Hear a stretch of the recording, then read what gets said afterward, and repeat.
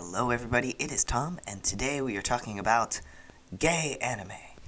Anime that is gay. Ganime, if you will. No, nobody calls it that, don't call it that.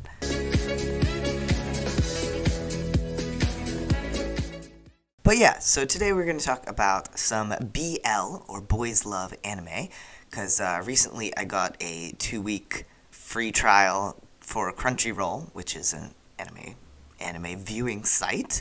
Yeah, so I've been watching, I've used that time to watch some gay anime, because what else am I going to do? Back when I was in high school and college, I was really into anime.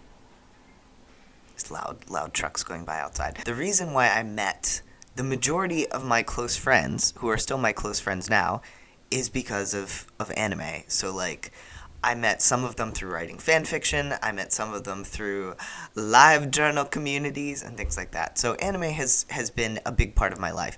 I haven't really been keeping up with it. Like, I haven't watched anime seriously in a really long time. In any case, so I was interested and looking forward to watching some gay anime. But as it turns out, because it had been a long time since I'd watched any anime, I had forgotten certain things that often occur in particularly romance-driven and especially BL anime, and we're going to talk about that. But first, let's talk about so I watched five anime.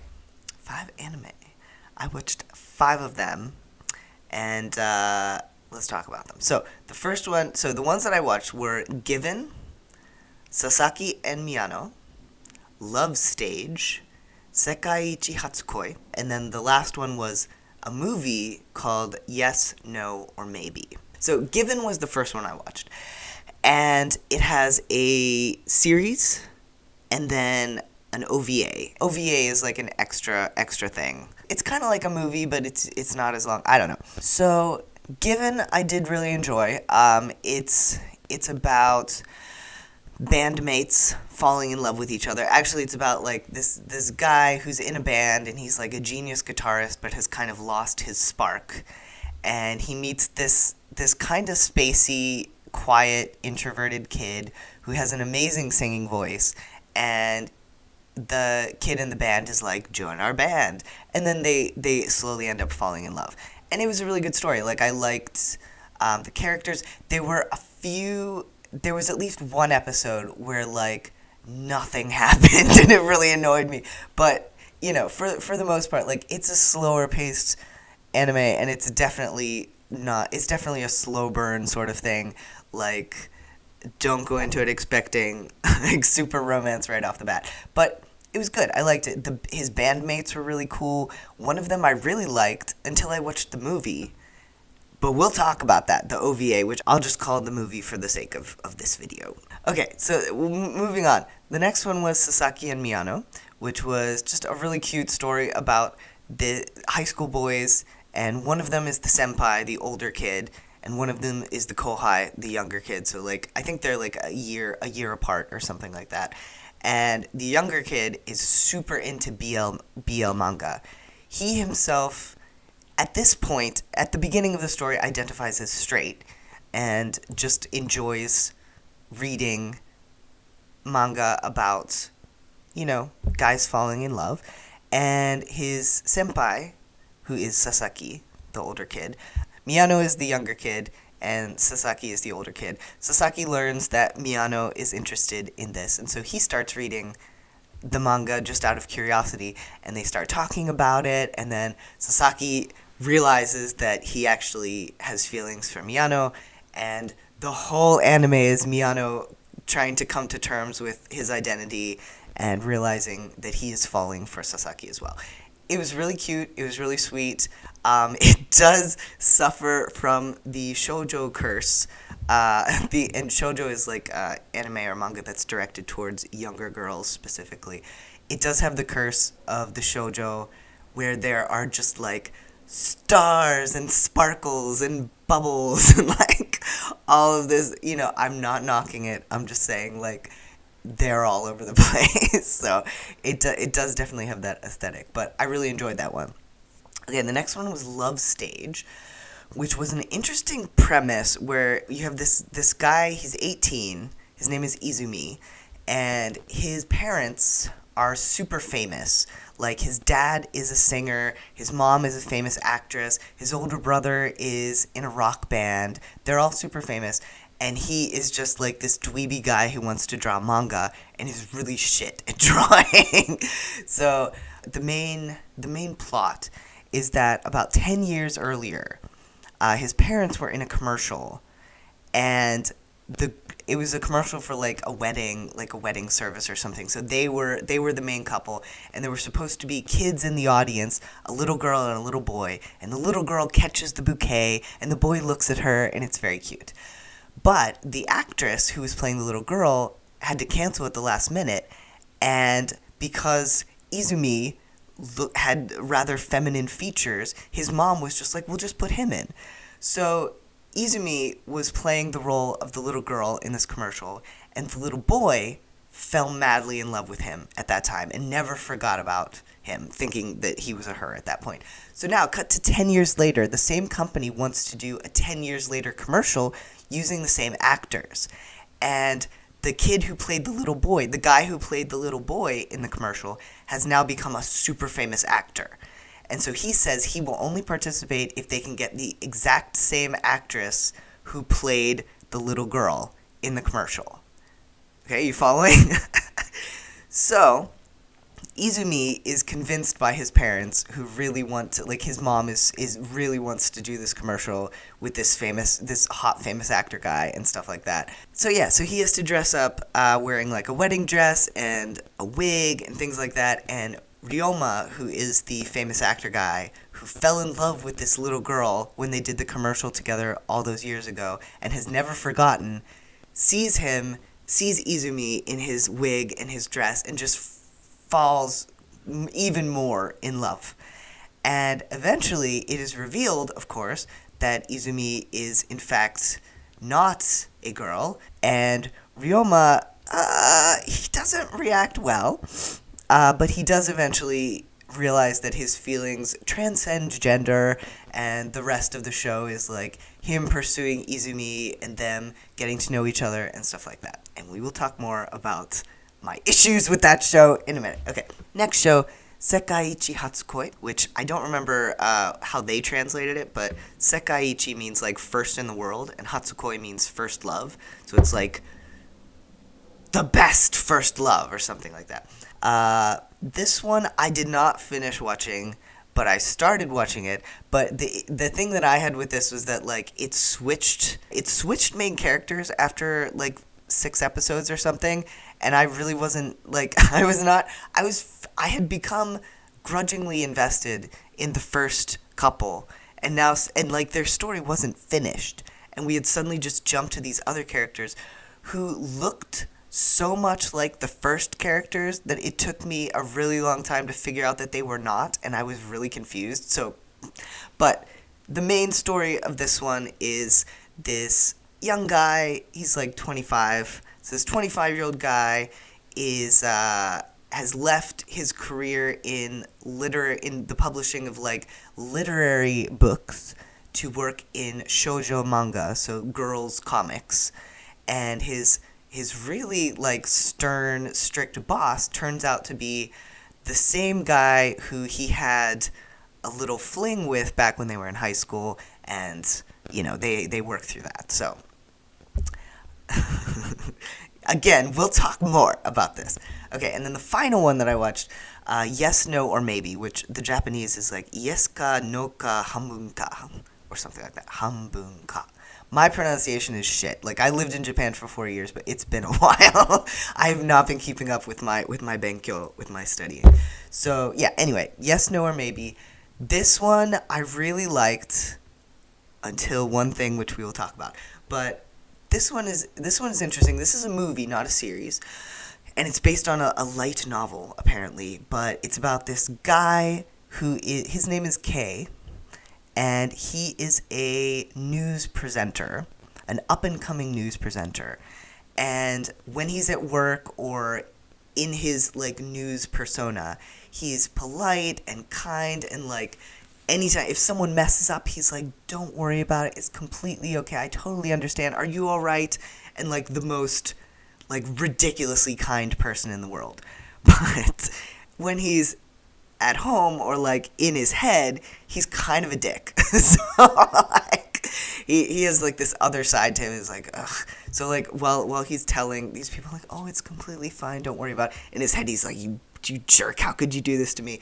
And stuff like that. So, it's kind of, they do a lot with mask symbolism in this, where the idea is that, like, he's masking his true self, but the truth is that he's both people. Like, he is kind, he is genuinely kind and nice, but he also has, you know, negative thoughts as well. He just has split them into two different personalities. So in any case, as his news personality, he has to interview this reclusive genius who's making, like, animations, hand done, like, stop motion animations. And that night, when he's in his normal persona, like, wearing sweats and a mask and, like, his glasses, he knocks this guy off his bike and ends up injuring the guy's wrist. And it's just a complete jerk to him. Like, he knocks this guy down. He's like, oh my God, is my food okay? Because he was carrying some food with him. But so the guy manages to convince Kei to help him take his bike back to his house, and then kind of ropes him into helping with his animation stuff because he's hurt his wrist, so he can't really do anything. And Kei kind of grudgingly is like, okay, fine, I'll help you, I guess.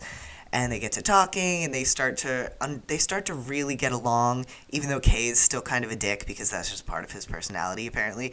But they really get along together. Also, the animator guy is openly bisexual, which is cool.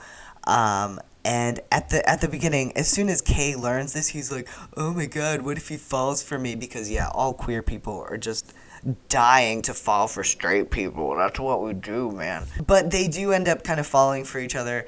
But through the whole thing, like, he's meeting with the animator guy for his work, like, in his work persona, and then disguised with his mask and his glasses and his rough voice, is spending every night with him as well, helping him with his stuff. It's an interesting look at the two different sides of his personality and how they kind of merge as he finds himself falling for this guy. And the interesting thing is the animator, seems to be falling for both versions of him as well. So I really enjoyed this one up to a point. So now here's where we get to the point, the thing that bothered me about every single one of these anime except Sasaki and Miyano. Sasaki and Miyano, the one about the high school boys and one of them loves BL, that was the only one that did not do this. But every single other one had sexual assault perpetrated by the love interest toward the main character, treated as romantic. So this is definitely something I've seen before in anime. But unfortunately, a theme in BL is, you know, consent not being a thing. So let's talk about Given first. So Given was the one about the bandmates falling in love. And the series itself, no problem. But then we get to the movie. And the movie is about the two bandmates. This is confusing, but there's two high school boys and two college guys. And the two college guys are the main characters of the movie, okay? And I really liked them. Until we got to the movie, and there's a frigging horrifying scene where one of them gets super drunk and upset because he's had this on and off thing with this really toxic relationship with this other guy for a really long time, and, like, the other guy finally is like, I've got a new boyfriend, duh, duh, duh. So this guy Kaji gets super drunk and, like, you know, tries to rape his friend and bandmate who he knows is in love with him. And the bandmate is crying, he's asking him to stop, and he does eventually stop, but, like, I don't think you can come back from that, man. Like, the good news is, Given at least treats it like it's a bad thing. Like, it's not romanticized, but there's still the fact that it happens, and they still end up together. And, like, it's not treated like, I mean, it's up to you personally how you feel about that sort of thing, and whether you would be able to forgive someone after they had literally sexually assaulted you. But I just don't think it's a good message, you know? So there's that, you know, which kind of really, which sucked, because Kaji was such a cool character. Like, through the whole series, I was like, this guy's awesome. But then he did that, and I was like, I might have to reevaluate. But as I said, the good news is, it's something that he knows it was a bad thing, and he does his best to, like, make up for it and not do that ever again, which is good, but still not great. Okay, so then Love Stage. This one was the worst offender. So Love Stage was the one about the child of famous parents who wants to draw manga and is kind of a dweeb, kind of a nerd. He's a manga nerd, he's an otaku, and he has to, you know, dress up and pretend that he's a girl for the commercial with Ryoma, the famous actor who's in love with him. Okay, that sounds totally normal when I say it all like that. So strike one for me was when Ryoma, in episode 1 or 2 or whatever it was, I think it was episode 1, but when Ryoma finds out that Izumi is a guy, his immediate response is to yell, like, "Oh, you're a pervert, you pervert, cross-dresser," at him. So I was like, okay, strike one. Maybe, you know, we can come back from this, maybe. That's kind of super transphobic and awful, but all right, let's see where this goes. So then, a few episodes later, basically, Ryoma is trying to deal with the fact that he cannot stop thinking about Izumi, even though he knows now that he's a guy, and Ryoma thinks that he is straight, and thus not interested in guys. His big plan is to go to Izumi's house, and remind himself that Izumi is a guy, and then he'll forget. Then he'll be like, okay, yeah, he's definitely a guy, I'm definitely not interested, it's fine. So, he goes to Izumi's house, and starts stripping off his clothes, so that he can see his body and be like, yes, this is a man. And Izumi is like screaming, no, don't do this. And it's kind of played for laughs at first, because, you know, it's kind of a ridiculous thing where this guy comes over and starts trying to strip off your clothes so that he can convince himself not to be attracted to you. Okay. But then it gets very not jokey, where, like, Izumi ends up kind of laying on the couch, and he's, like, half undressed, and he's crying and saying, no, please stop. And for some reason, instead of stopping Ryoma, spurs him on, and he starts, like, kissing Izumi and, like, touching him, and all the while, Izumi is still crying and saying no the whole time, you know? So, finally, Izumi's older brother comes along and, like, smacks Ryoma upside the head to make him stop. But after that, like, nobody treats it like it's a big deal.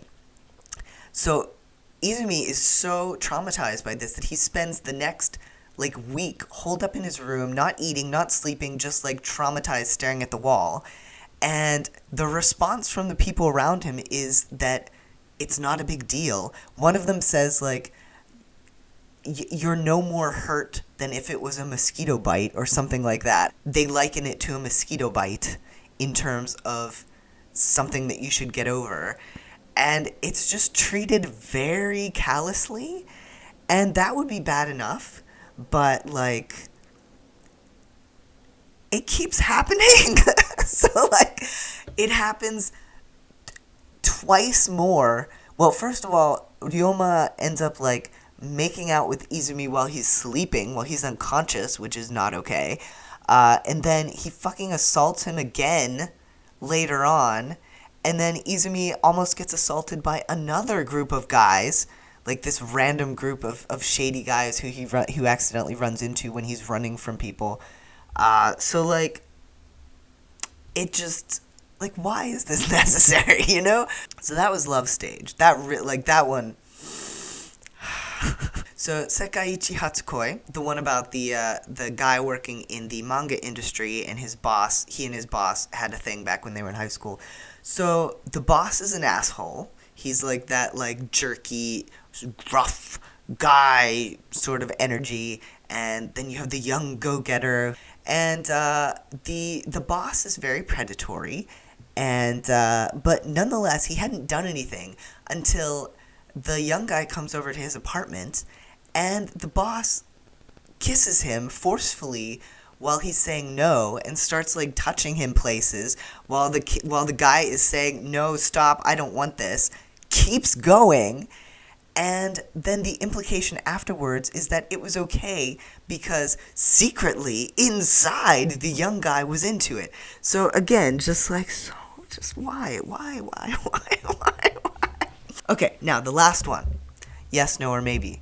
The movie that I really liked about the news presenter who had the two different faces. He's super polite and he's an asshole, and he gets really close to the animator. So, beautiful story, great characters, very interesting premise. I was into it the whole time. It had some nice amounts of like fluff and more serious stuff and like uplifting and fun. And then they finally get together. I'm sorry, spoilers. But I mean, what do you think is going to happen?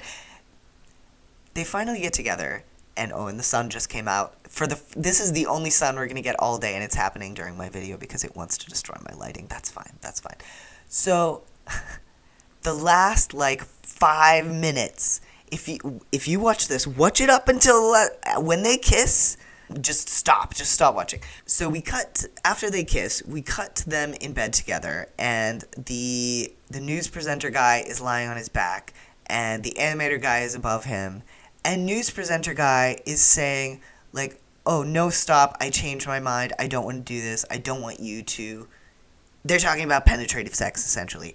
And he's saying, please don't, I really don't want to do this, I don't feel comfortable. And the guy is like, well, I'm not going to stop.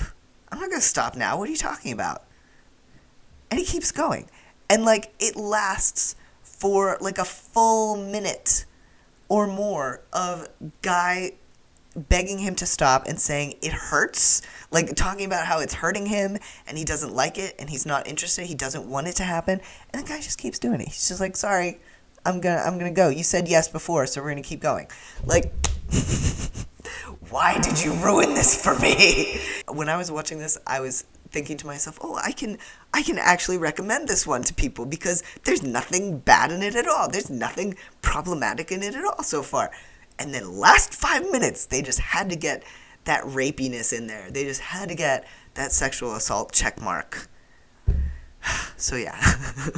So, in conclusion, if you want to watch one of the BL anime that I have suggested here, I would recommend Sasaki and Miyano, first of all, because despite, like, the sparkles and bubbles and, like, cheesiness from time to time, it was fluffy and nice and did not include sexual assault.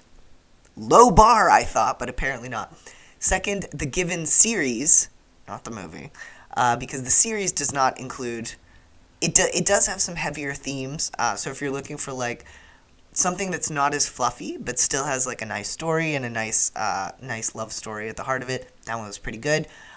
Yes, No, or Maybe was really good, except for the last 5 minutes. So, be warned if you decide to watch that one. Seriously, right when they kiss at the end of the movie, stop watching or jump to the end of the credits. There's a little post-credit scene, which doesn't really impact anything. But yeah, I would suggest using your skip at that moment if you don't want to watch that. But Love Stage and Sekaiichi Hatsukoi. The thing with Love Stage was, like, that one made me laugh so much. Like, there were so many funny moments that made me literally laugh out loud. But then it had to ruin it. Why did you ruin this for me? So, in conclusion, if you have any recommendations for gay anime that do not include sexual assault, please tell me, because I do want to watch more. Like, the good thing about watching anime is that it brings back lots of good nostalgic memories for me, and, like, it reignites my dormant Japanese language knowledge a little bit as well, because, like, as I'm watching, I'm like, oh yeah, I remember those words. I remember what that means. So I do enjoy watching it. It just sucks that this is such a trope in guy-loving guy anime. Okay, so that's about it for me for now. Thank you for watching, and big thanks, huge thanks as always to our patrons, who are amazing and awesome and wonderful. And a special shout out to our Nick Nelson members, Kelly Walker, Book Nerd Charlie, Paul Z, and Michelle. And yeah, thanks as always to everyone who has donated to my top surgery fundraiser. Thank you for watching. Thank you for leaving comments. Thank you for liking. Thank you for everybody who came to the live stream yesterday. That was super fun, coloring in the Heartstopper coloring book. And you can still watch it if you go to the live tab. The video is up. So yes. Okay, I think that's all. All right, so I will talk to you guys later. Have a great whatever time of day it may happen to be for you. And I will see you next time. Okay.